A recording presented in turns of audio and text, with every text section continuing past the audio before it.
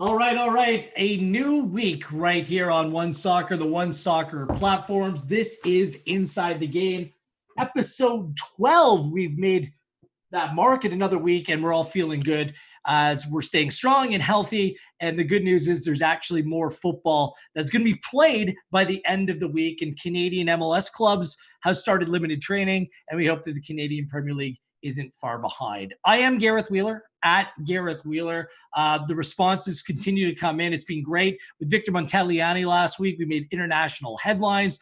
With Landon Donovan last week on the program, I think we set up maybe a future fixture between Landon Donovan's San Diego loyal side with the Halifax Wanderers. And we all found out that Landon Donovan's actually part Canadian as well. So this series has been very cool as we continue to pull back the curtain and shine the spotlight on really interesting and compelling stories and individuals across the soccer world. If there's a guest that you want to see, at Gareth Wheeler is where you find me. Or if you have a question for any of our guests, don't be shy. Reach out and we'll do our best to either get the guest or keep you involved in the program however we can. All right, so tonight we have another former player with a pretty incredible story to tell. Born in Zambia, raised in Malawi, his 18-year professional career would take him to 11 clubs in 6 countries, bringing with him an impressive track record of what? Scoring goals. In 579 games played, he found the back of the net 236 times. He's a Cardiff City legend, having scored over 100 goals for the club, and is still the record holder for goals in a season. He was a record transfer at the time for West Brom, playing in the Premier League, as well as Darby County during a prolific spell for both club and country over the course of his career during the early to mid-2000s. He was a Welsh international, 59 games for country, and his travels abroad would take him to Israel, the United States, and right here in Canada with both Toronto FC and the Vancouver Whitecaps. He owns a record that I'm pretty sure will never be broken. Like, seriously, it's not one of just those random records where it can be easily broken. It's obscure. No. He's the only player to have scored a hat trick in the Premier League, all 3 divisions of English Football League, the League Cup and the FA Cup, for his country, also in an international match. He is Mr. Hat Trick, obviously. And if that's not good enough to have a statue built in your likeness, I'm not sure what is. He's now moved on to the next phase of his career, pursuing a new life in football in the coaching ranks. All the while, he remains exceptionally popular at home, abroad, and everywhere he's been. All the while, he just happens to be a modern-day philosopher as well in the social space. I'm sure you follow at Robert Earnshaw. It's great to see him once again, and we want to welcome Robert Earnshaw inside the game. Ernie, good to see you. Yeah, thank you. Thanks for having me. That's a amazing introduction. It's in the top 2. Really? What's number 1? I don't know. I'm holding that. Maybe for the next one. Excellent. Does that cover it all? Because you've been to a lot of places, you've done a lot of things, you've accomplished much over the course of your very, still young career. Yeah. No, it's. I think it's a good capture. Yeah, it's a good capture because listen, it's in my just turned 39 now, and it's been a real journey. I think you've managed to capture quite a lot in there. So it's we'll go into it, but it really has been something. It's been something so far. So I'm always grateful for it. I just mentioned the hat trick record, and like you said, we'll get into some of it. But can you remember every team that you scored a hat trick against? Pretty much. Yeah, pretty much. Yeah. I think so. Yeah. Like I'm looking at Gillingham, QPR, Leicester, Charlton, Scotland, Bristol Rovers. I might be missing one. Am I missing one? Charlton. Did you mention Charlton? Mentioned Charlton. Yeah. Yeah. That was a celebratory one. That was the most memorable QPR. For people. QPR. Yeah, QPR. That was one. The Charlton one, wasn't that the record-setting one where you kind of finished your collection? Yeah. That was right. Yeah. Actually, the funny thing was, that was the Premier League hat trick. The year actually coming up to when we stayed up, the great West Brom Great Escape, and that was when we stayed up, and so I scored the hat trick, and actually didn't know anything about the record, and so I'm getting interviewed by Sky Sports, and so the first question was, so you've just now scored, and then he's obviously reeled off the record. you've just now scored hat tricks against so and so, so and so, you know, and he's reeled everything off, and I was like, oh, I actually didn't know. So yeah, so it's because you're so caught up in what you're trying to do, and so the records kind of come after. So I think it was always nice. After that game is when I was like, wow, actually, yeah, we broke a record today, so that was nice. It's quite the record, because scoring goals are obviously the hardest thing, the most difficult thing to do in the sport. And for you to consistently score hat tricks the way that you did, I mean, what goes into that, Earnie? Because I mean, players go over the course of their entire career and they don't score 3 goals in a game. Well, I mean, for me, I think it goes back to what my target was, what I've always wanted to do. And, you know, I think that on the pitch, there's always something that you end up being, you know, I guess the specialist at, Sure. or, you know, something that really just drags you in, the reason why you love the game. And I think for me, it was always, ever since I was young, was always scoring goals, you know, so scoring goals. And when I start to become a pro and, you know, I go into being a pro, it was about being the best at that specific. And also, it's also because I think feeling it from a young age, I always knew, what's the hardest thing to do on the football pitch? What's the whole aim? The whole game is built around scoring goals. So that's what I want to do. That's what I want to do the best at. So you know, for me, practice, study, and really going into it and trying to perfect it as much as possible. So yeah, that was the reason why, you know, when I score hat tricks, it's because, you know, premeditated. That's what I want to do. That's the ideal result. You know, I get as many goals as possible, and you always want to walk off with the ball after the game. You know, knowing that you scored a hat trick. So it's an incredible feat that you accomplished. Do you still have the match balls from those games? I do. Yeah, I do. Yeah, I do. Where do you keep them? Yeah, they're at home. They're at home. I've actually been, you know, now with all this COVID-19, I've managed to start kind of going through some old stuff, and I need to reframe them, and they need to, you know, be updated, you know, little new frames. So, you know, going forward, they looked after in a fresh, I guess, state. So, but yeah, I got them at home. Yeah. What's cool is that it's something to celebrate, not only for you as an individual, but the supporters of all the clubs that you played for as well, right? Like, your goals provided so many great memories as well. So it's kind of a communal accomplishment in its own special way. You're back home in Wales now. How's life? Is everyone safe? Is everyone okay over there? Yeah, everybody's safe. Yeah, thank God. My mum is a care worker, so she's the one I've got to, you know, make sure she's right and looked after. So she's really doing her bit and doing an incredible job. So she's doing well. Everybody, the rest of the family, you know, staying isolated, staying at home.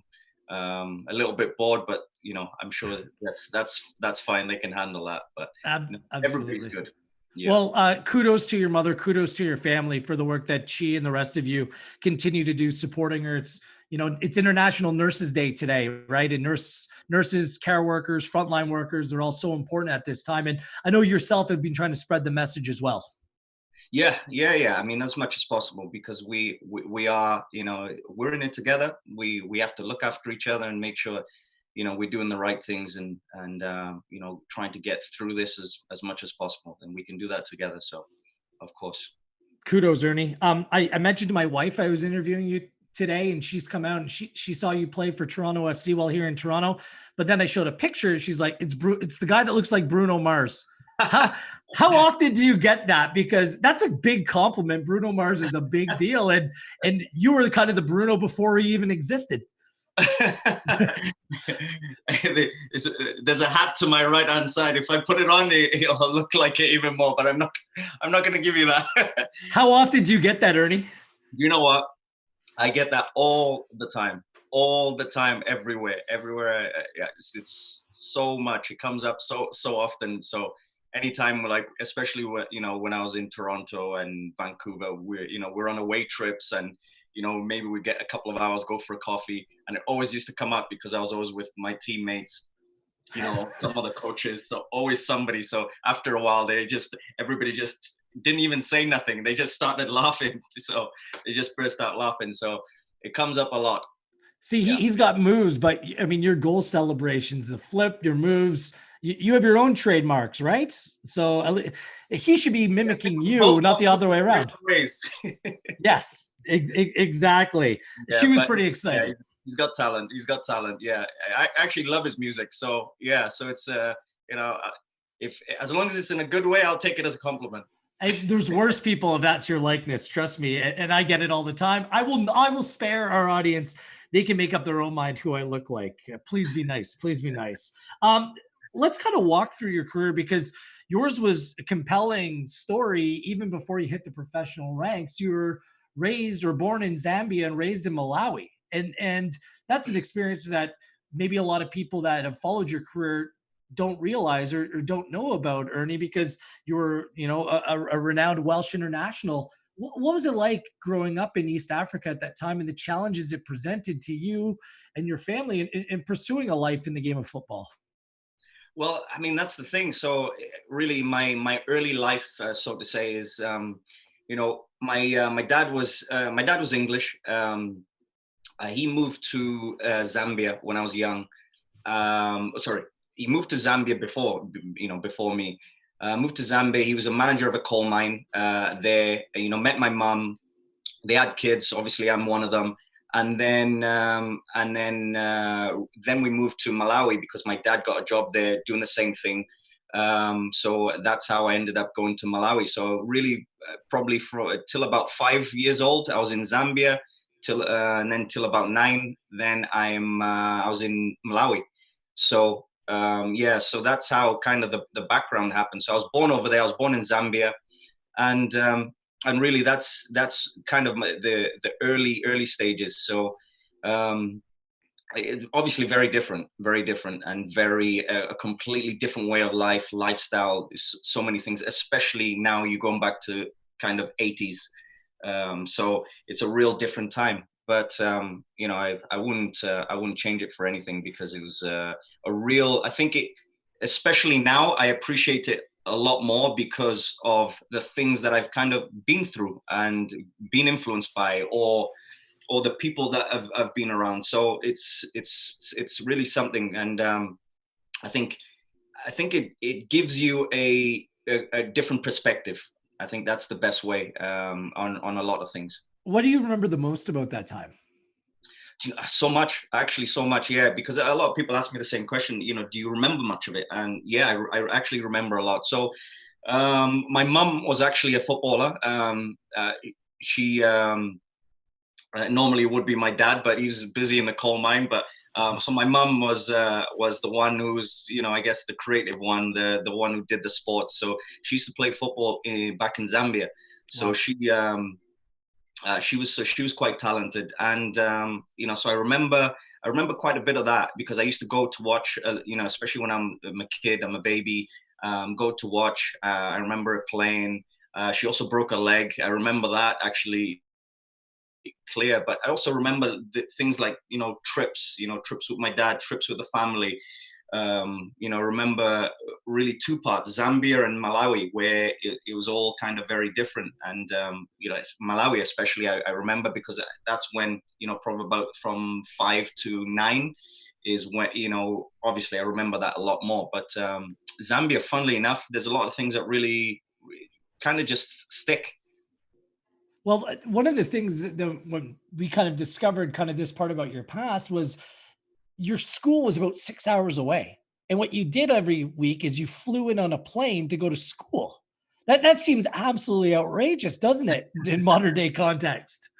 Yeah, and so these are the things that I didn't know until probably I got to the UK. And when you say, "Oh yeah, we went to boarding Walked in. school," and boarding school, yeah, and we jumped on the plane, and then we got there maybe Sunday night, Sunday morning, So then people are like, "Huh?"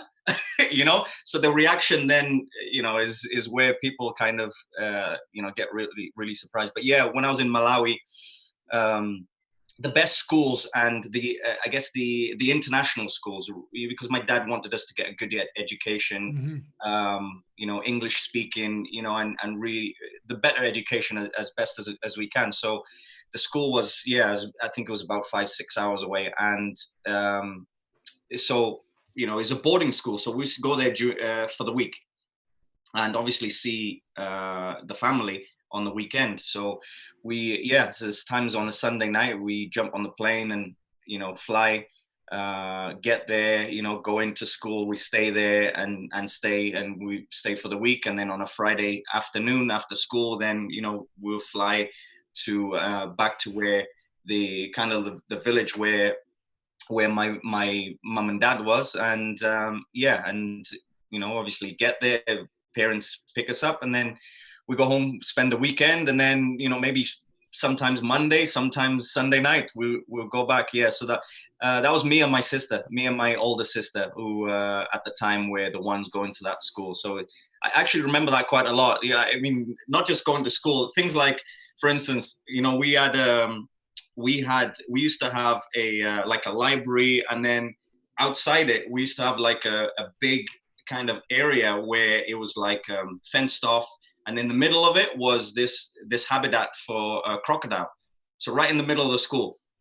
So so we used to have a lot of kids have like pets of different pets. In our school we had a crocodile and it was there. So break times, it's like you go see the crocodile. And it was just normal, and it's normal. So so it's just things like that, just really, really, I guess, wild things, especially when I say it out loud, especially now.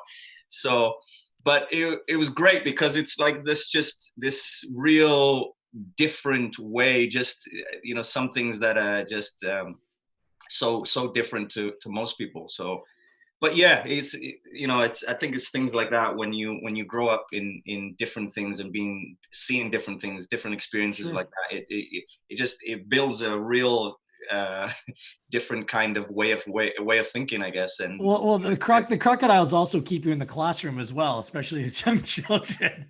So I have a story. So I remember one day we used to have like a little, like I said, we used to have a little library. So there next to it was obviously where the crocodile was. So there was one day where, I mean, you got to think I'm probably around 6 years old, roughly, maybe 7 years old, and we used to get our library books. We get our library books, and then we take them home for a couple of weeks, and then we used to have to bring them back. And this one time I lost mine, and I remember still to this day, because one of the kids were like, yeah, apparently if you lose yours, they throw you in with the crocodiles. And then he's walked away.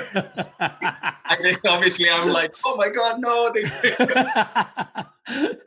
But he was joking. Yeah, but he was joking. So it's like, it's a story that it stuck with me because it's just something so crazy. But yeah, later on he was like, yeah, I'm just joking. He was laughing. So it's all discipline. It was all part of the cultural experience, which that'll teach me.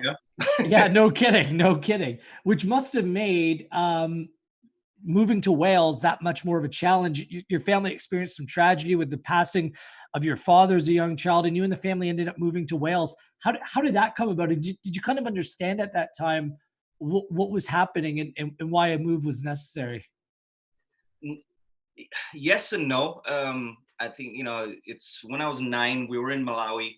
My dad passed away, and it was obviously, shocking and just a real, just devastating moment. I think for everybody, for the whole family. And I think it was soon after. I think one of the things that he wanted was the education was for us to opportunity, see, live, and experience all the best things that he would have wanted. And one of the things was to move to the UK. And just coincidentally, my mum's sister lived in Wales. So after my dad passed, my mum also wanted us to really have a better life. So she also wanted to be closer to her sister. So we moved to the UK, moved to Wales. Initially, we moved with her, and that was the thing about moving to Wales. So yeah, so it was a testing time for sure. And I think it probably, one of the toughest, but at the same time, you kind of get it. And because it, I think mentality is sometimes very direct, very open in when things like this happen. So, pretty much we know we're going to go to UK, and and it's just it kind of happens that way. But also you start to understand because of that, because it's very open and direct. It's not like sometimes where can I tell a 9-year-old this, can I tell Sure. It's not really that. It's just very much this has happened, this is that. And I was also there at the time when my dad passed away, so it was something that I got to understand even more because of it, because we were there at the time. So Dealing with something so difficult, I mean, it can have a lasting impact on people, and it's obviously the passing of your father's, brought emotional challenges, but also the physical move to a whole new place at a young age. I mean, a lot of children can go one of two ways. Did you use football as kind of your outlet in order to kind of find yourself or reestablish what your life was going to be like at that time? So it was actually. It was not really till a few years after. So moving to the UK was education, and we start going to school and things like this. But then we moved to an area, not such a good area to live in, really rough community, really rough area in Caerphilly, where I grew up, and really moving there was when really I felt that I really started to get into football. So even though my mum, played football in Zambia and everything. Interesting. So, yeah, so it was really a few years after getting to the UK, but also I think because of starting to see the influence, starting to see the following and the impact of football, how it was in the UK. And I started watching games, and and it's real intense, but the energy and everything. I started watching it, but also I started watching kids in the street and kids playing football in the street, and I was like, oh, I want to play, I want to play football. Even, I mean, we used to play back in Malawi, especially, I remember, but going into the UK, when I saw the kids playing outside, I wanted to be out there. At this time I'm probably 10, 11 years old, and that was I was drawn to it. I was starting to be drawn to it, but not really at that time thinking, oh, this is something that maybe I could do in the future. It was more of you're a kid, you want to play outside, you want to play football, use your energy and just have fun, and I think that was the thing.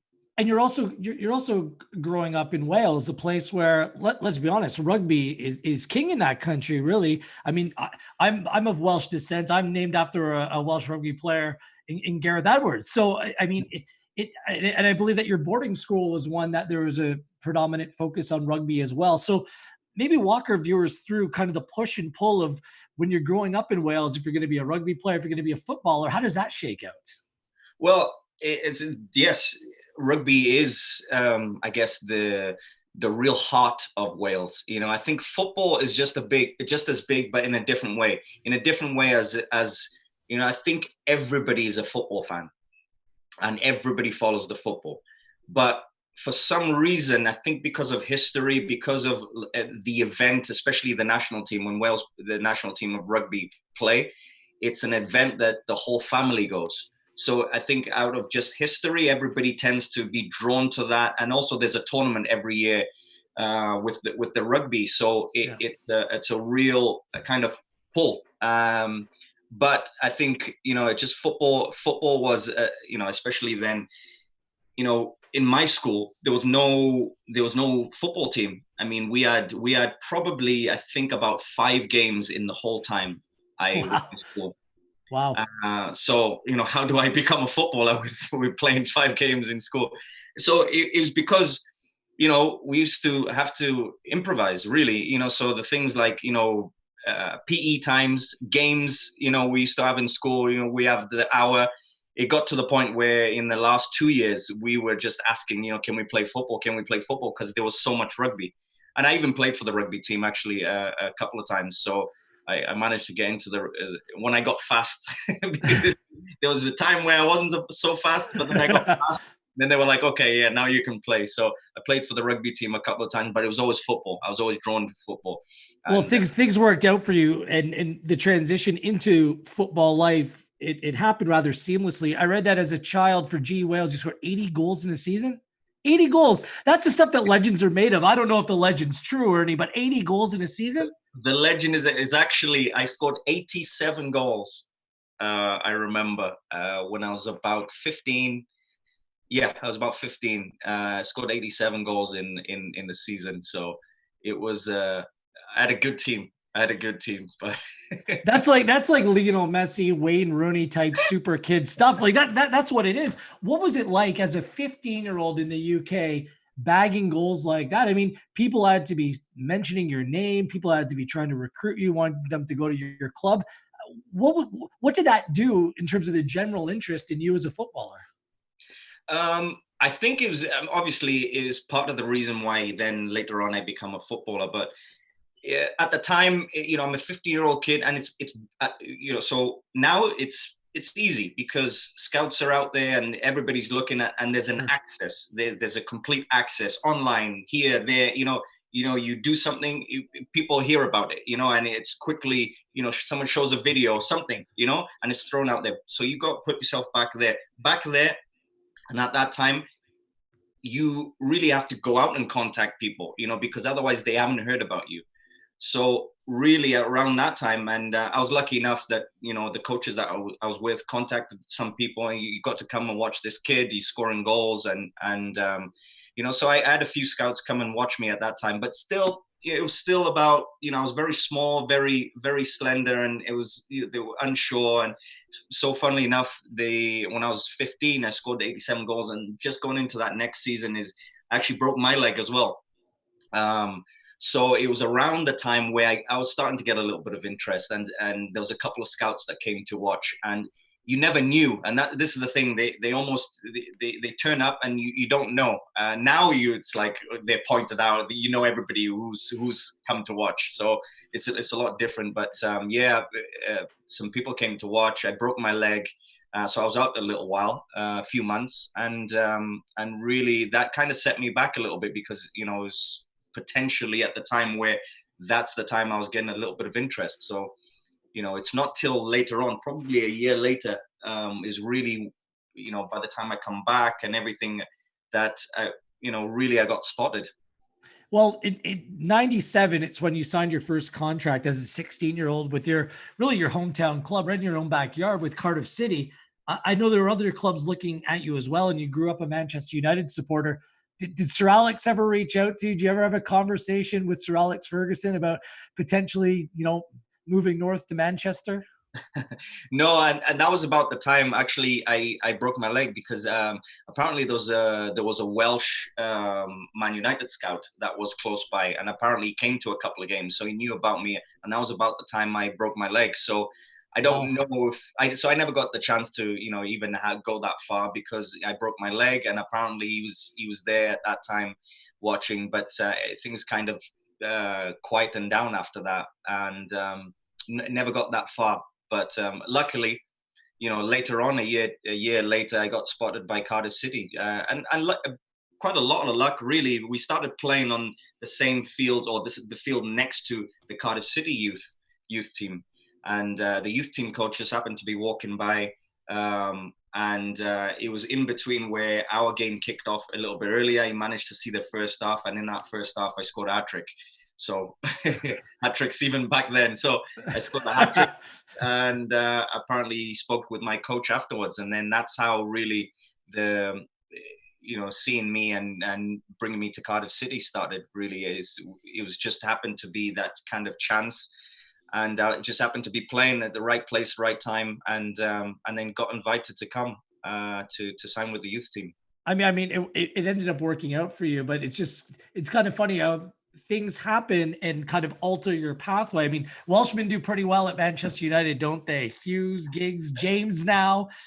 And I could have just seen you up top because your style is very much of the in the mold of players that have played for the club, like an Ole Gunnar Solskjaer or a Chicharito, Javier Hernandez. Like you're very much that fox in the box, right? You'd suit that style down to a T. And just thinking back in the day with balls being whipped in and across from the likes of Beckham and Giggs, I mean, putting the ball on the platter, you're the natural man to finish, wouldn't you have been? Oh, listen, I would have loved that for sure at the time, but it wasn't to be. It wasn't to be. But I was, yeah, at the time I was a fan of Manchester United because especially being Welsh, Mark Hughes at the time was playing for Man United, and Ryan Giggs, just burst onto the scene. He was the new golden boy and the great player, this different style of player that played for Man U, and yeah, so I would have loved to. I was lucky enough that later on I get to play with Giggs and also coached by Mark Hughes. So, I was lucky enough, but to play with them at the same time would have been amazing. Yeah. Your first goal came, and I believe it was an overhead kick against Hartlepool. Is that how it played out? Because you're known for hat tricks, debuts, and great goals as well. Your first goal was an overhead kick. Maybe you can walk us through it. Yes, yeah. So I scored a goal before that. So in the cup, the FW Cup, the Welsh Cup, is when I made my debut, my first appearance ever. I was doing well in the youth team. I was scoring goals in the reserve team, and the manager was like, put me into the first team, and I was like so happy because back then there was 3 subs. And a squad of 23 subs, you got senior players, 32, 33-year-old players that have been there, done that, and I'm a 16-year-old coming in, so I had to score a lot of goals just to be on the bench. I managed to get on the bench. I came on, I scored a goal in the cup, and then really a year later is training a little bit in the first team. My first start comes, first game of the season, I'm 17, and ball comes in the second half. Ball actually ended up, it was a cross from the right hand side, ended up being behind me. So I literally, without thinking, I just improvised. I was always used to scoring loads of overhead kicks in the youth team, in local football, and I just improvised, bang, overhead kick, and flew in the top corner. And it was one of the goals of the season. So it was like, wow, and that was the real introduction, because that was my first league start and first league game, and it was special, very, very special.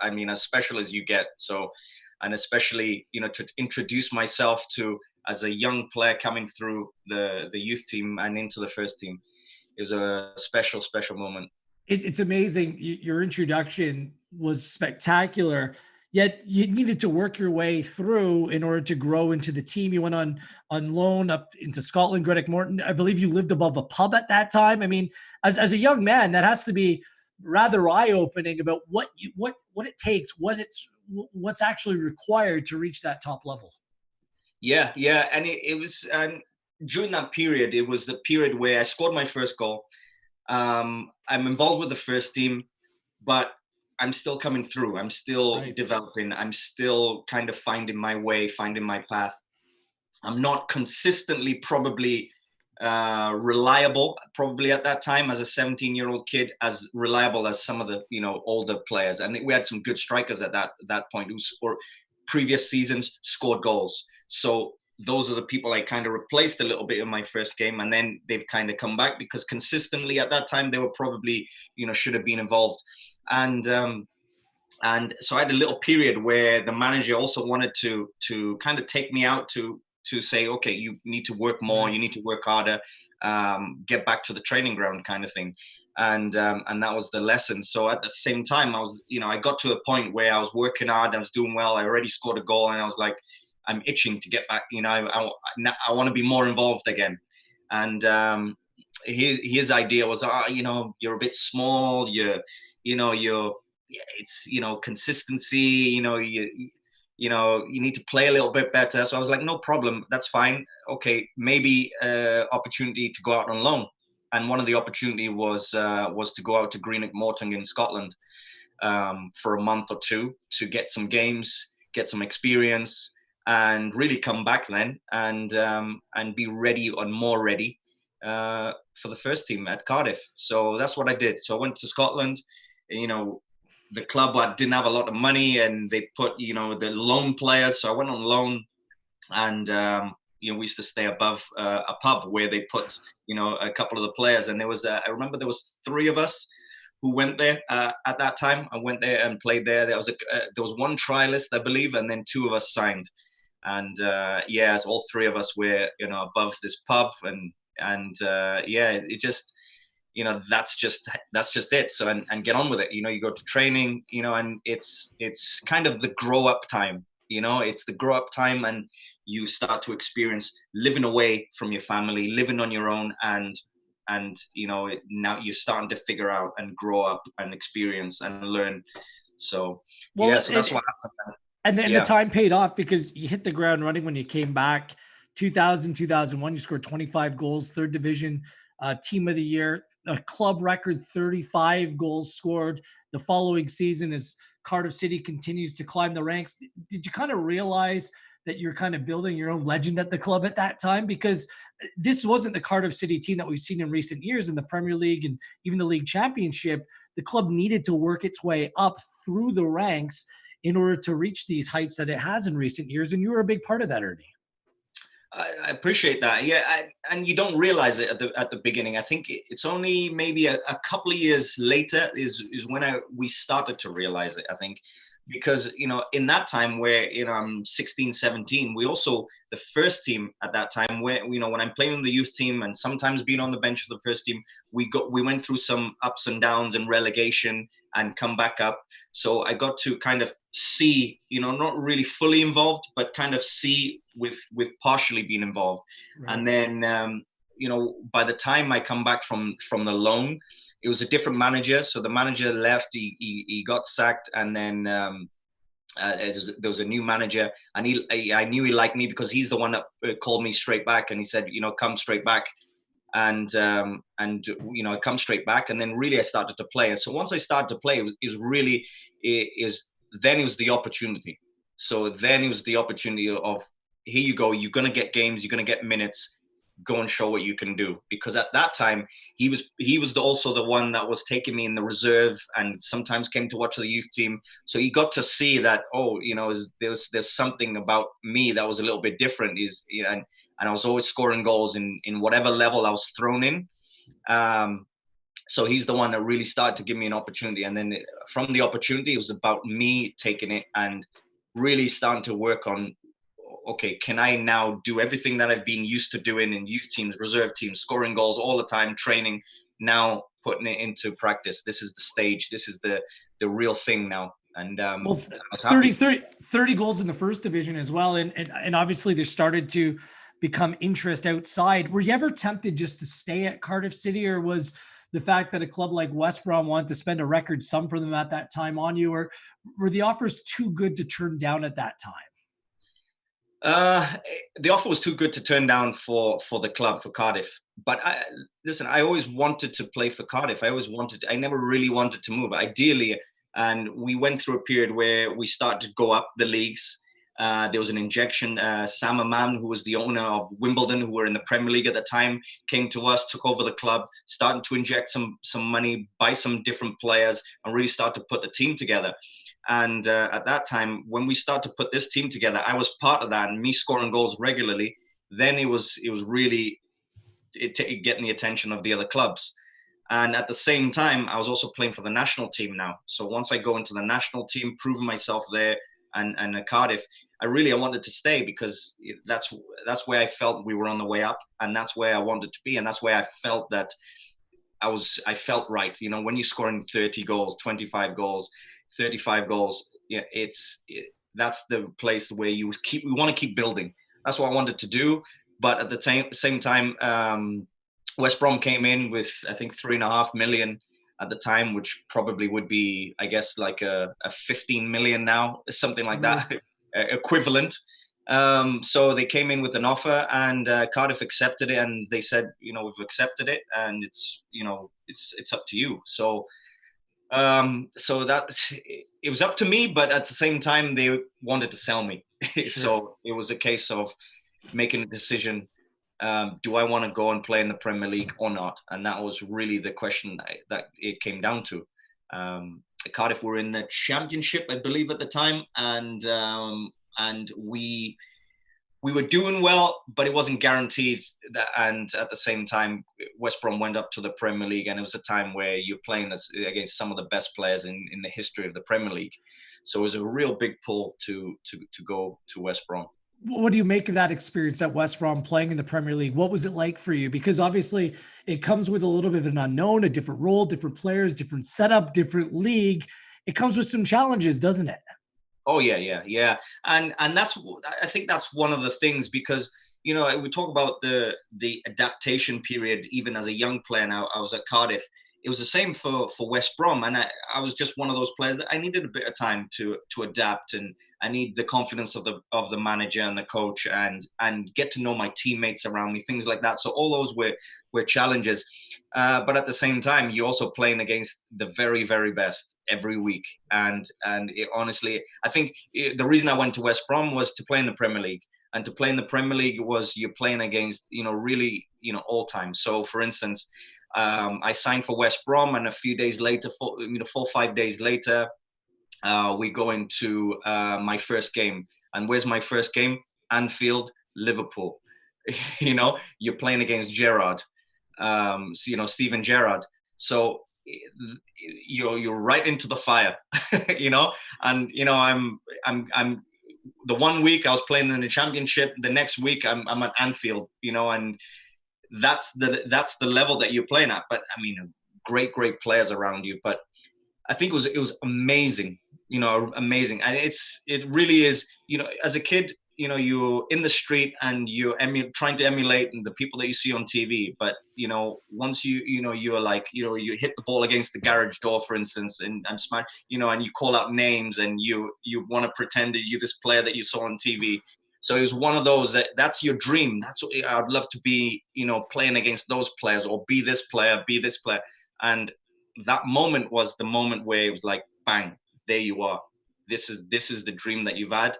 There you are. You're at Anfield. You're making your debut as you're Liverpool, you know. And I remember it was a rude awakening, because I think we lost 3-0, but it was a master show. I mean, Steven Gerrard.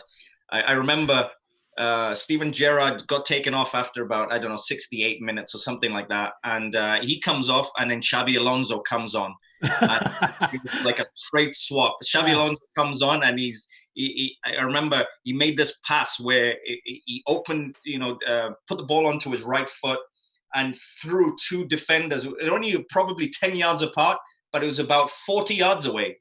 And literally this pass that he made didn't come off the grass. But from 40 yards, and I think he played it through to, I think it was maybe Torres, I believe. But he played it through, and it was just like a moment where you're like, okay, that's the level. That is the level that we're playing at. That's the jump. But I think once I went to West Brom, I was like, this is really, really the best. Because on the other side of it, I was also playing with Kanu, who's used to play for Arsenal. And he came to us at the time, and he was one of I wanted to play up front with Kanu and play with him. And he was a great player anyway. And we were a new team really trying to establish, you know, so, but every week you're playing against the best. I remember, you know, I swapped a lot of shirts, because I was like, you know, I would love to have his shirt. I'd love to have his shirt. And on that side of it, I love that. But then every week you look at the team sheet, and it was always a top player on almost every team. I remember after a few months thinking, look at the players that we played against. I mean, we played against, you know, people like JJ Okocha, you know, Xabi Alonso, Steven Gerrard, Frank Lampard, Scholes, Cristiano Ronaldo as a Man U, but like people like Van Nistelrooy and like Scholes, Giggs, you know, Alex Ferguson is on the bench, you know, and then the next you're playing against Chelsea, and it's Mourinho at Chelsea, and it's Lampard and Drogba and all of these players. And then you go, you know, like at Arsenal, you know, you got Arsene Wenger, but you're playing against the Invincibles. You know, it's like, I remember we played against Arsenal while I was at West Brom. I was so happy that I scored. You know, this is after the game. I was happy that I scored. But looking back in the game, I remember looking at the team. I was like, wow, we just played the Invincibles. Yeah, right. It was like, Right. just to finish it off, Henri and Bergkamp playing up top together, and we're like, I think we drew 1-1, but we were all like, wow, what a lesson of football that was. Well, that period of time, like, is actually kind of propelled the Premier League to where it is today. This absolute juggernaut because of the quality, because of the intrigue, because of the storylines. You got your Premier League hat trick against Charlton. You mentioned it off the top. You're also part of the team that went through the Great Escape. You were the first club that was dead last, 20th at Christmas time, and to avoid relegation as well. I mean, that had to be a celebration in its own right. What was it like being part of a team that was so low, and then you go on to make history, become the first team to get yourself out of it?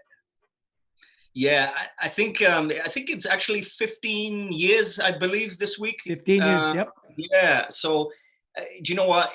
It's the club was zero confidence, and it was a new club in the Premier League, really trying to establish ourselves as a club. But at the time, we had some good people and good players, and when you bottom at Christmas, the whole season, the talk was, oh, if you bottom at Christmas, everybody goes down. Everybody was always being bottom, always goes down. So that came up, and that was one of our motivations.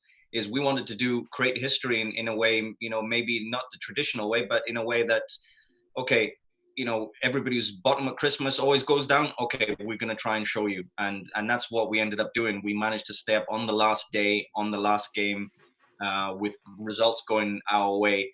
But it was special. And I always say this because sometimes there's not everybody can win the trophies, but there's also achievements that you can achieve, and there's celebrations for different things during the year.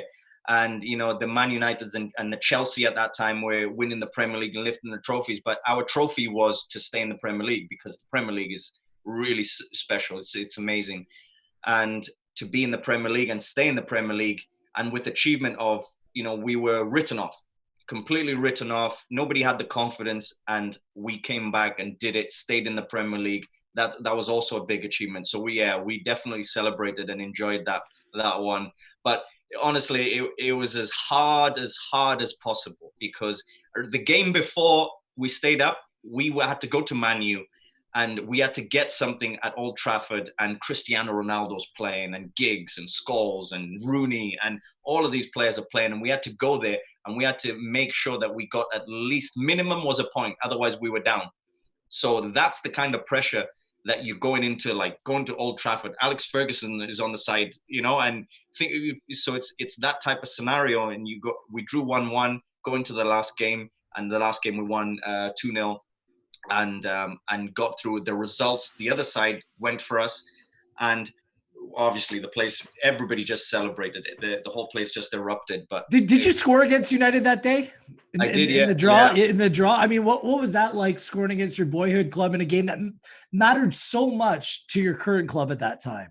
Oh, it was amazing. Yeah. I mean, one of the things that you always want to do is play against the top teams, but also score at, especially a team that you follow. And a team that I followed was Man U, and I always watched almost every game, all the Old Trafford games. So it was the theatre. It is the theatre of dreams. Obviously, the nickname, the theatre of dreams. And it's, once you play at Old Trafford, it is that special. It is. You walk out, and it's just this real theatre. And it was obviously. Then you look at the players you're playing against, and it becomes even more special. But once we got a penalty in the second half, and it was a special moment for me. But it was the best thing about it was I knew I scored before I scored. Right. We talk about scoring goals. I knew I scored before I scored, because there was this feeling of you just feel it's 100%. It's just there. You just go. So we have the penalty, and as I'm kind of I put the ball down, and I'm like, right, compose yourself. Where you gonna put it? So as I did that, it's like it's very hard to describe. Somebody asked me this the other day. It's a moment where I'm almost not there. I'm almost watching myself a little bit, and it's a moment where it's like this Zen little moment where I put the ball down, and then I knew I scored. As I was running up, I looked at the goalkeeper, and he started to go one way. I put it the other way, but I knew that kind of was going to happen. It was a very surreal moment because there's, I don't know, 60,000 or whatever, but it was a moment where, they're screaming and you're going to miss and this and everything you see, that scenario, but it all kind of went quiet and calm at that moment. I guess I just kind of blocked it out and then obviously put the ball in the net, but it was such a special moment because anytime you score at Old Trafford it's the best thing. What an incredible moment for you and what it meant to the club at that time. Like I said, it's just kind of funny because you went through that relegation battle and you're a part of many clubs that were fortunate enough to be promoted to a league above. And right now with football potentially returning in June, there's some debate about what teams may be relegated, whether or not there's going to be promotion. It's just, can you go through something in maybe a little bit of a manufactured way that we're going to have to do bringing football back and go through a relegation battle that way? Like it's probably it's much more straightforward to go through a difficult process when it plays out over the course of a season. But now we're going to be looking at something completely different, Robert. And I don't know if that's fair for the players, the clubs, their supporters, because it's not going to happen in a quote unquote natural way. No, and I think if anything, probably helps the teams that been facing relegation because if it does come back and they carry on the season, especially here in the UK, they carry on the season from where they left off. I think it's going to help because that break helps you, especially in the Premier League and everything. It's a restart, and anytime you can get a restart from bad results, I think it helps you a lot. And so, listen, we'll see. For me, I always say, football is probably the least important thing right now. And, Right. I think safety of the players, because even, they talk about closed stadiums. Well, those closed stadiums are still going to have to be run by the people behind the scenes, the 22 players, the coaches, the coaching staff, the directors, the people that set up the game, the security, all of those things. They're human beings, they're people. So for me, they should wait as long as possible and wait until it's really, really safe because, also the other thing is it's a contact sport. It's everything that we've preached so far about this virus is about, contact and staying away from people and being safe and looking at, you're now going to, make people play this contact sport. For me, it doesn't really make sense. Yeah, both from a competition as well as a health perspective. Many players have come out and said that, I don't feel comfortable playing and getting back into this. I mean, I'm assuming that's how you'd feel as well. Maybe just a little bit too much, a little bit too soon. Yeah. I mean, I would wait for as long as possible. I think that would be my advice. Wait for as long as possible, and wait till you really get I think a general public things start to move forward. I think if there's different phases of opening up the lockdowns, then wait till further down the line, and I think that's the safest way, and I think that should be the priority. We got to kind of move forward. I don't want to skip over just your time with Norwich and your time with Darby County. You scored a lot of goals with Norwich City, didn't you, Robert? Injury kind of derailed you to a certain extent. I believe you had 17 goals in January for Norwich City before injury hit. And then another big money move to Darby County, which unfortunately you're part of one of, if not the worst team in Premier League history. I mean, how do you kind of bookend those two parts of your career where there was some negative aspects just in terms of injury and club form based upon the really positive experiences that you had out of the gate? Yeah, I mean, Norwich was really the last few months before I left. I think I got a major injury where I pulled my groin off the bone, and probably the worst injury that I've ever gotten. But before that, I scored a lot of goals. I loved my time at Norwich, actually. And it's a club that really big fond memories, and I really, really enjoyed it. Played with some good players, and really, I felt that I was really sharp, really in form. Then I moved to Derby because, Derby at the time triggered a buyout clause in my contract. And it was the same thing where did I want to play in the Premier League or not? Did I want to move from Norwich? Probably not. But at the same time, I just got an injury Was there, is there times where you're going to play in the Premier League again? Is there a chance you're going to get a move again? You didn't really know. So I just took the opportunity and going there. It was just, I think there was a lot of behind the scenes football, I guess, club stuff that was going on even before I got there. And during that, when I was there, that really affected everything. And it was no surprise that the team didn't do so well that year, because there was so many off the field stuff and so many things around the team that were affecting it. So it didn't give the players a chance. So after that, I moved to Nottingham Forest, which was, really to go play football, go and enjoy and go and try and do well, and go to the Premier League, because we had opportunities there at Nottingham Forest where I spent 3 years there and wanted to really take the club up. And we were close. Two of the 3 years I was at Forest, we got to the playoffs to go to the Premier League. So it was just unfortunate. We were so close, but we had a good team, good young team, and very energetic team. But it was a shame, really. Throughout this period of time, you're also active with your national team as well. I mean, there's a certain pride in playing for Wales, land of our fathers. Like when I hear that anthem, the hair stands up on the back of my neck. Honestly, if it's one of the top anthems out there, it's difficult not to get emotional. You score a hat trick against Scotland. You score a goal against Germany, who a few months later are World Cup runners-up in 2002. Overall, I mean, you have much to be proud of your international career. Just over that period of time, there wasn't a whole lot of success, though. So how do you kind of weigh those two things? I think, there were small successes. Different successes in a way of my debut came with Mark Hughes 2001 and 2001. No, sorry, 2002. Sorry, just before the World Cup. And the next European Championships, we got to the playoffs, and we lost 1-0 to Russia, which would have taken us to the European Championships. So, but at that time was the period where I came in, and it was just, we had a good team, but such good players. We beat Italy 2-1. We were playing against top players, but we got the chance to try and take ourselves to a major tournament. But I think with Wales, it was special. And every single time that anthem, and I was lining up, I got the shirt on, it was, honestly, I had shivers every single time. So it's one of the moments where I think you take a little second to yourself to think, wow, this is the top level. This is, playing for my national team here. And that's the feeling. So it's, listen, I'm always grateful for the players that I played with, and also the players that I played against, because playing at international is really something special.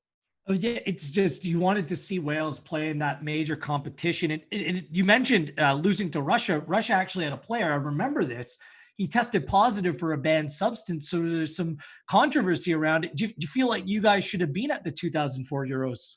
Well, that was the thing, yeah, and that was the thing after when the drug tests came out. Yeah, there was a player who should have been banned and shouldn't have been playing, but they never did anything about it. And probably these days, maybe they might do something about it. Maybe something would happen differently. But at the time, they never did something. So we tried to pursue it to try and see, if they could overturn or do something about the result. But it never ended up our way. It seems like Welsh football now, because there'd always been the Earnshaws, the Bales, the Ramseys, the Giggs who would come through. But just for such a small nation, it's hard to get strength in numbers. But then what we saw over the course of Euro 2016 and Wales, incredible run in that tournament and what they've been able to do since that time, you're starting to see a depth of talent, a depth of players coming through. What do you attribute that to? Is it the Welsh club teams? Is it the fact that there's more Welsh players of lineage coming through? Because it seems like the program's just having a greater number of top level players that are coming through the program right now. Do you know what? I think a lot more young talent is getting drawn quicker to, especially to England, to the different teams, and coming through the youth. But to be honest, a lot of it was those are the foundations. 2002, 2003.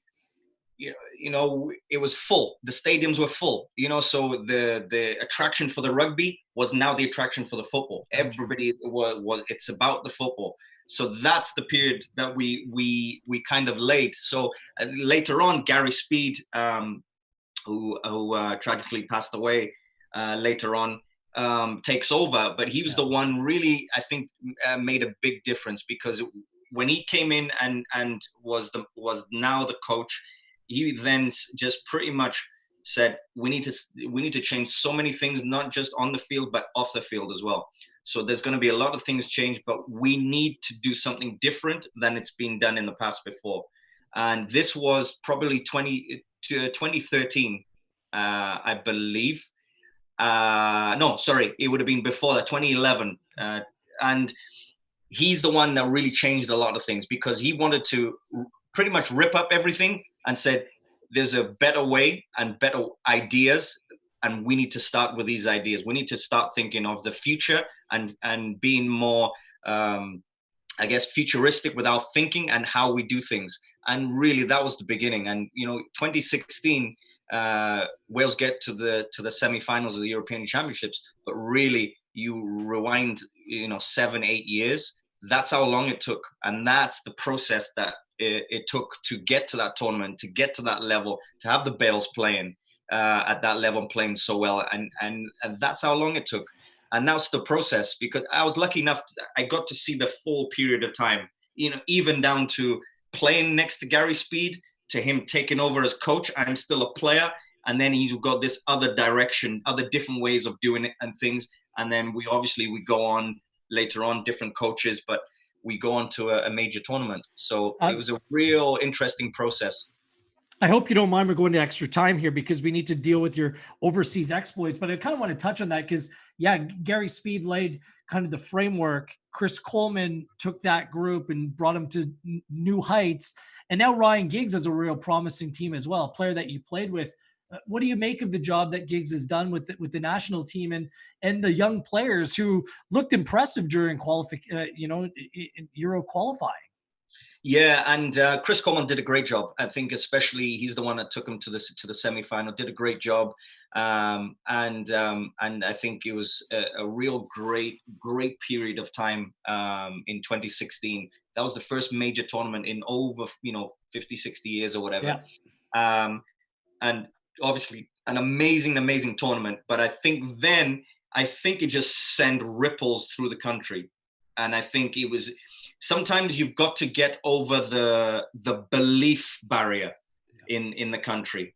And especially with football, it's been, we can't get to a major tournament, when you have 40, 50, 30 years or whatever, over a period of time, it's a barrier. And once we got over that, then it was, it now opens the kids up, the young players. They've seen major tournament, they've seen the country in the major tournament, and it's the best thing. So I think, now going with Giggs, I think the special thing was going to another one, because we missed the last one. We didn't go to the World Cup, but I think going to the next tournament, 2 out of 3 tournaments all of a sudden in this last period of, 15 years, it's no coincidence. No coincidence, sorry. And I think Giggs has done a great job. And I think going to a major tournament was really the stamp for him over the last year or so. And I think he's done a great job so far. It's been incredible to watch. Now, you decided as a player, many players do, that you're going to have that overseas experience, that international experience. What goes into making the decision? Because you initially, before you came over to North America, played in Israel for a period of time. What goes into making that decision, Robert, and how difficult is that? Very difficult, but also at the same time, it has to happen so quick. I mean, for instance, my thoughts. I mean, for me, I'm very open to different experiences, different ideas, and it's about learning football, but consistently and experiencing different things in football. And one of the things that came up was playing in Israel, and I think the opportunity was to get a different experience, different mentalities, different ideas.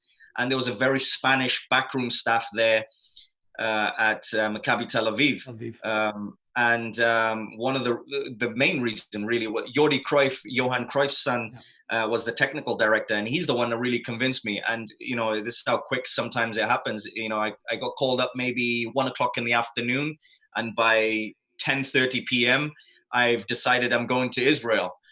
So it was that quick, but it was mainly because of Jordi. Jordi really convinced me, because he's like, we want to take this club a different way. We want you to be part of it. Come and play, come and score goals, do what you do, but I'll look after you. And I want you to come here and do well. And obviously explaining, some of the things and ideas that was going to happen.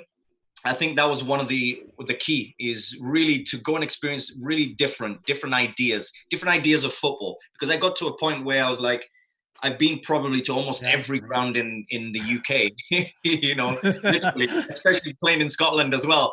So it was about getting different experiences. And because of that, I was so happy, because it helps me a lot now, because some of the things that I really shifted my mentality, put my perspective, on a real 180, happened, during that Israel time. And I think it was a great experience. And that's the reason why I wanted to really start playing abroad and in different countries.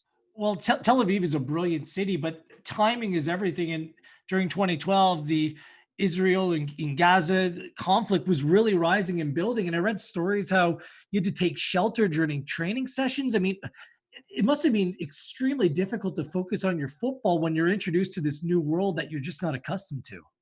Yeah, I mean, it was an interesting time, because I arrived there, everything's great. We play a couple of games, everything's great, everything's fine. And the first time in, I think, 20 years that they fire rockets from the Gaza Strip all the way to Tel Aviv. Normally it's around the border, which is about an hour, 20 minutes away.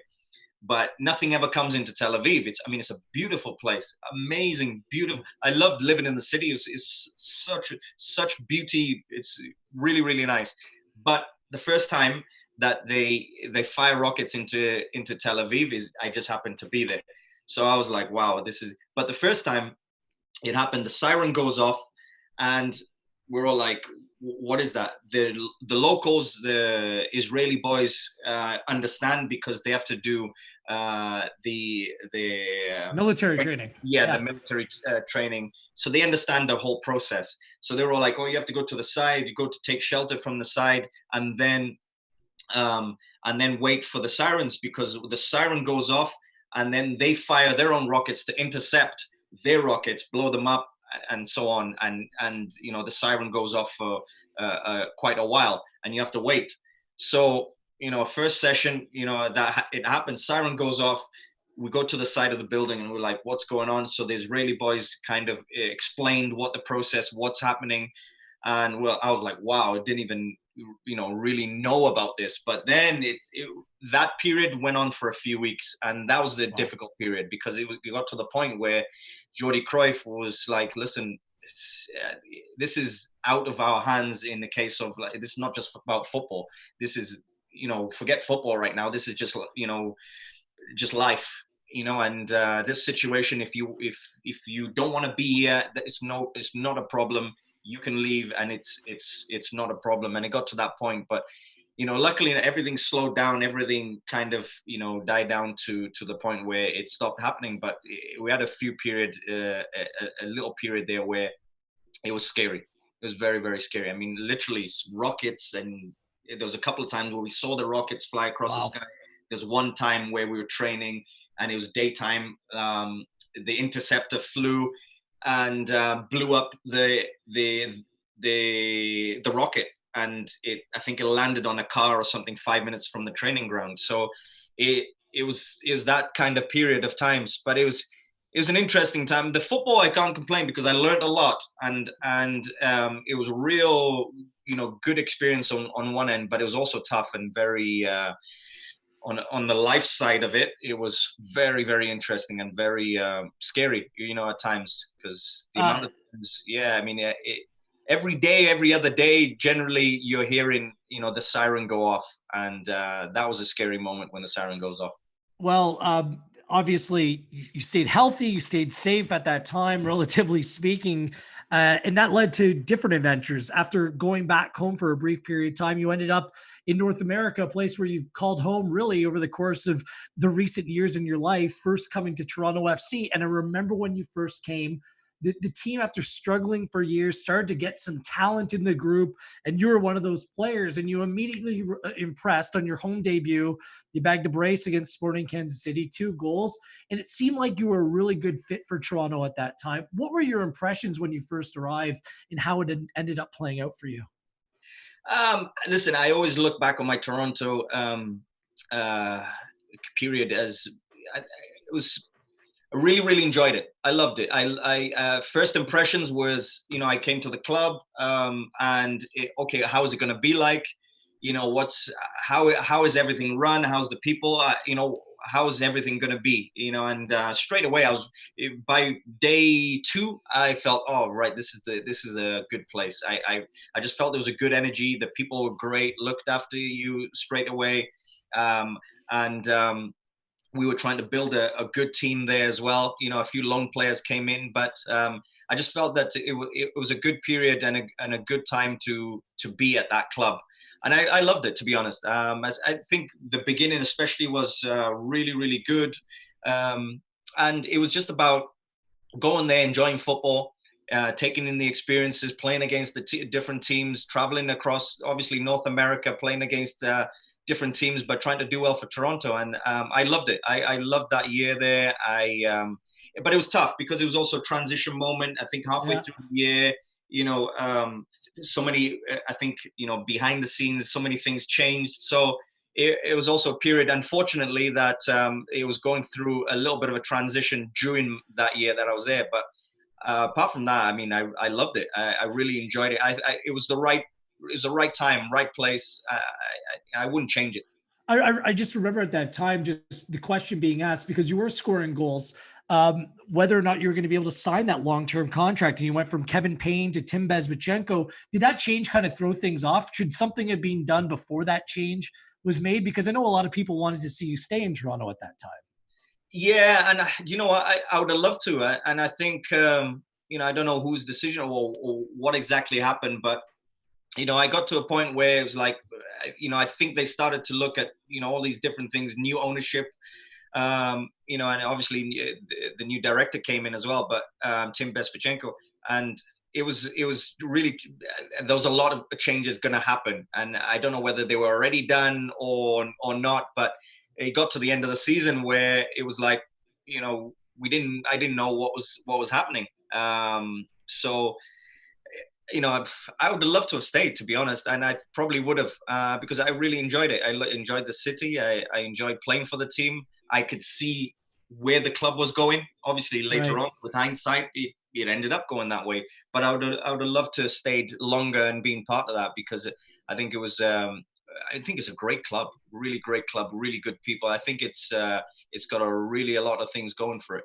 Well, you've worn the famous number 10 of Toronto FC Red with the likes of Javinko and Pozuelo now. How much do you still follow? And what was your top memory of being a member of Toronto FC? Top memory. I think that game against Sporting Kansas City, where the first home game, and I think scoring two, in the big baseball stadium there. I think it's a big crowd. Rogers Center, yeah. Yes, yeah, and I just felt that, this is such a nice feeling. It was a big crowd, people were loving it, and I just felt that I think it was probably one of the top memories, because it was just such a good day. I think everything went for us. It was such a good day for us, scoring a couple of goals, introducing myself to the team and the club, and I think that's probably one of the top memories. But also at the same time, there was so many changes, so many players in and out of that year, so it was very difficult for us to get a real rhythm. So yeah, you lived the Toronto FC experience of that time. You weren't the only one, unfortunately, and that lack of continuity ended up costing the club for years and years until they finally hit their groove. I mean, you ended up making your way out to Vancouver, where not only as a player but as a coach, you left an indelible mark. And again, another debut. Robbo, Carl Robinson puts you on 3 minutes to go against a rival in Portland Timbers, and you come away with a goal right away in that game as well to go away with a 2-1 victory. What was it with debuts in you, Ernie? Is it just that ability to grab the spotlight right away? I think it is part of that. It is part of that, and I love the moment where because what you want to do is you want to make an impact, but you want to make an impact quickly. And there's sometimes, especially going to Vancouver, everybody kind of knew of me from Toronto, but also knew of my history playing in the Premier League and playing in the UK. So they wanted to see what I could do. So part of that is, I've got to go and try and hit the ground running and try and score goals. So obviously the Portland game where I come on and in the last seconds, first touch, and score the winner against Portland in Vancouver, that was the introduction, and that was a great moment because you want to do that.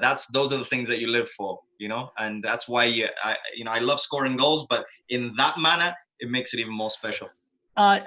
Vancouver is such an amazing city and a place that you called home. It was your final stop of your career, but also a place where you took up the coaching ranks as well. What do you take from your time in Vancouver, and what sort of fond memories do you keep with you? I think the experiences, especially, being allowed, and Carl Robertson was great because he really allowed me to be part of the first team, part of the process, part of how they work, and start to really look into coaching. And that's one of the reasons why I stayed and went into coaching. And I probably went into coaching probably a year or two. I could have played on for probably another 2 years easily, but I just felt that I want to coach, and this gives me a chance to go into it early, and also start to learn and start to adapt, start to put things into practice. And I think those are the things that I started to do. And this was 2016, and 2016, I'm much further down the line and a much better coach now. But you have to go through this first stages in the process and practice and put the hours in on the training ground. So that's what I really, really enjoyed is really having the time with the young players. And we had some really, really good young players. Now they're coming through in, under 17s and with the youth with Canada as well, which I'm really, really happy. So I pay attention to them, and sometimes we're in contact, which is great with some of the young players that I've coached there. So it's really, really, I was very, very pleased, but also at the same time, I wanted to, I want to keep learning all the time. I want to take myself to the next level. So, but listen, it was a real, real good time.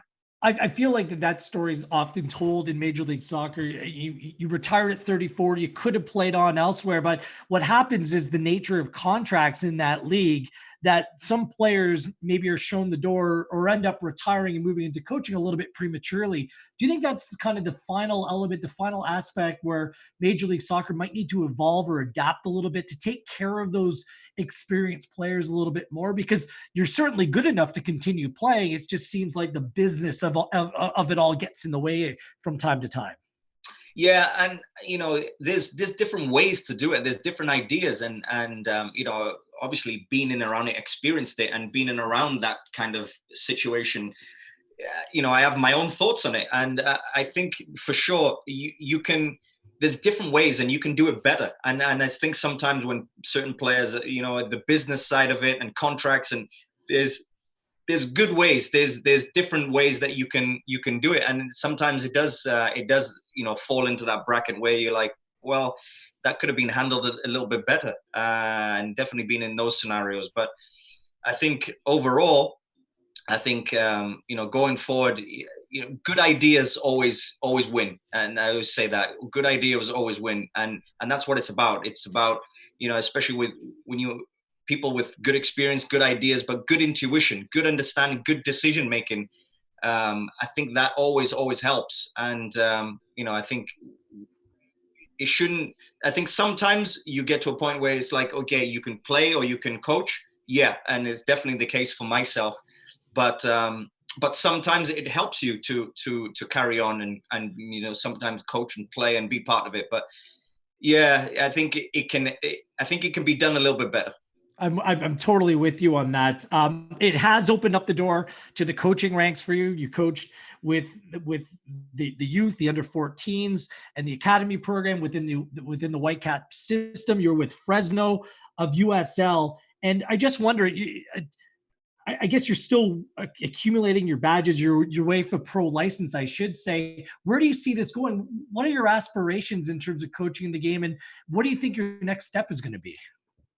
Uh, I mean, I've had good experience over the last, 5 years of really going into coaching, and I think the steps that you go from a player to a coach. So I've got really, really good things. And myself, it's always a process of getting better and learning, and that process is always the core, the anchor. So over the last few years, it's been about doing badges, yeah, but the badges are one side, but the experience and the ideas that you have are a different thing. Because I mean, for instance, I spend every day really writing things down, and writing things down based on things from before, things now, or things that I believe that, these are good ideas going forward. I need to write this down. So the process is always that way. And going into coaching was the same. And especially why I go into, I've been doing my badges. I'm here in Wales with the Wales FA, and we just started the pro license, and the pro license, the UEFA Pro license, is the highest in the world. And I'm thankful to be on it, but also I think the process of it, I think, is really going to take me to a different level. And am I a better coach than I was 5 years ago? 100%, because for me, that's what it's about. It's about always learning and always getting better. And I think the things that I will take on and keep on taking on board, I think is going to help me so much. I know that Cardiff City supporters, they wanted to see you back when Neil Warnock stepped away. Were there talks? Were you tempted to come back? And are you ready to maybe coach at that level, or do you see yourself working within a federation, working with more young players for the foreseeable future? I mean, listen, I think there was, instantly my name always gets thrown with the club, anytime, especially now I'm coaching as well. So I think it always gets thrown there. But, I think right now I've really focused on, trying to go through the process of, doing my badges, especially I was, the last few months been putting a lot of time to start the process. So now I'm on it. It's now a lot easier, a lot better. Now we're going to work now and carry on working for the next year or so. But the badges are one thing, and the ideas that already here, the badges is more of it helps with what you fundamentally is already there. So, but really, really good stuff though. But I think going forward, I think my aspirations, I always say this, people ask me, where do you want to be in 3 years time or 5 years time? Or for me, that in my way of thinking, it's the wrong question. For me, I want to be the best I can be in a few years, best I can be in a couple of weeks, in a couple of months. I believe that I'm really getting the right things and the right ideas, and I've got to also practice a lot of the right things, which I've been grateful for. And I think that's what's going to drive me forward. And it's about putting myself in a position that I'm ready for every situation. Well, that's it, Robert. You need to, you're putting in the requisite work. So when the opportunity comes about, or when the right opportunity comes about, that you're ready to take it. Because far too many managers get into things prematurely, then their career ends up fizzling out. If this is going to be a long-term ambition, you want to make sure that you're ready for all that's going to come your way. Well, and that's the idea. My idea has always been, I want to take something, I want to do something that is good, right. And if I put my name to it, if I'm working in something, I'm doing something, I'm going to do it the best possible way and in the best possible style. It's not just about doing it and just doing to do it. It's about quality of work. And that's the thing. And for me, it's way more important to myself and with my passion for football, to be able to do it and doing it maybe a little bit differently. I always think a little bit differently, I've been told. So doing it a little bit differently, but with the real, good principles, good values, good understanding of how I want to do it as well. And I think, I put myself in that situation I think that's going to help me in producing great work. Excellent. The time has flown by. Good thing that we're in isolation and we have nowhere else to go, because I probably kept you far too long. I want to wrap up on this. It's our best five segment. So it's kind of rapid fire, top five. I'm going to ask you your best or your top moment, and you're just going to share what that is. Really simple. Good way to wrap this up. So the best player that you've ever played with on your team, the best player you've ever played with. I think I have to name two. I think Ryan Giggs and Gareth Bale. I think those two are the best two players. Could you imagine if both those two players were in the same generation playing together with the Welsh national team? No, they this is the thing. It always gets. I mean, different generations, yes, but we actually played at the same time. And we played Brazil, and it was Giggs and Bale, and I'm playing up top as a striker, and Giggs and Bale at either side, and we played in the same team. So there was a little small little period where we all played together. So it was really, really nice, almost to see like this new kid coming through to the master, Ryan Giggs, the one who's won everything, and it was a nice little period. I was really, really lucky to just be playing in that period. So there was a small little section where they crossed over. At the peak of their ability, who do you think's a better player? Oh, I can't choose. I had to ask. There was times where Gareth Bale sometimes takes over a game, and his ability is unreal. Some of the things that he does at full speed with the most amazing quality is real special. But Giggs was almost so smooth, so smart, such a high understanding of the game and even the details. I remember there's small little moments where I used to sometimes laugh, because I used to laugh in admiration, because I saw little things where I was like, how did he do that? And I used to laugh just as a reaction based on wow, that's how did he do that? So I can't choose. I can't choose between those two. It's incredible. Both of them just incredible careers. Best player you've ever played against? I always say, I think Ronaldinho. Ronaldinho? Ronaldinho. We played against the Barcelona Ronaldinho, where he was the best player on the planet by far. The magician, the guy who you could do anything with the ball.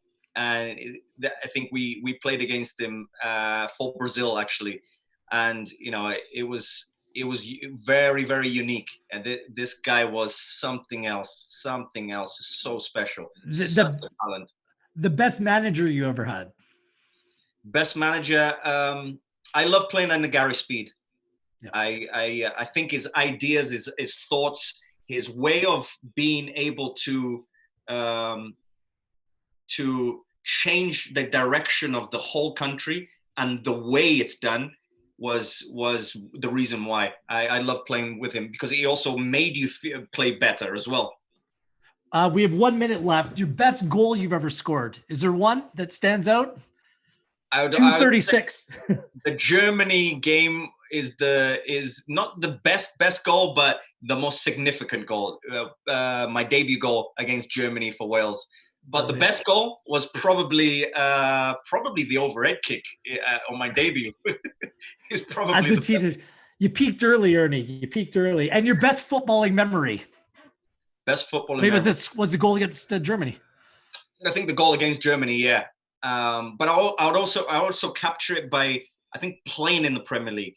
Not so like one game, one moment. It's the capture of all of those, because I played against some of the top players, and those experiences were so good, but it was consistent. I think playing in the Premier League, because it's also the top, the Premier League is the top. So I think playing against that was the best. It was amazing. It was amazing watching your entire career play out as someone with Welsh lineage, and even seeing you come over here and getting to know you, getting to meet you here in this country as well. It's been a pleasure, and we wish you nothing but the best moving forward as well. And we're going to be watching. You're one of the most popular players of your generation for good reason. Thank you so much for giving us the time today. We encourage everyone to follow you at Robert Earnshaw. Top man for doing this, and thank you so much. Thank you very much. Yeah, no, thank you. I really, really appreciate it. And so it's so nice to to have this kind of dynamic. Hopefully we can do this again in person and, in a better situation, but I wish you well and everybody else as well. Here, here. We'll be watching. He is Robert Earnshaw. We'll be back on Thursday night with another edition of Inside the Game. Patrice Bernier from the Montreal Impact will join us on Thursday night, 7 p.m. Eastern time. Until then, I am Gareth Wheeler. Make sure you stay home and you stay safe.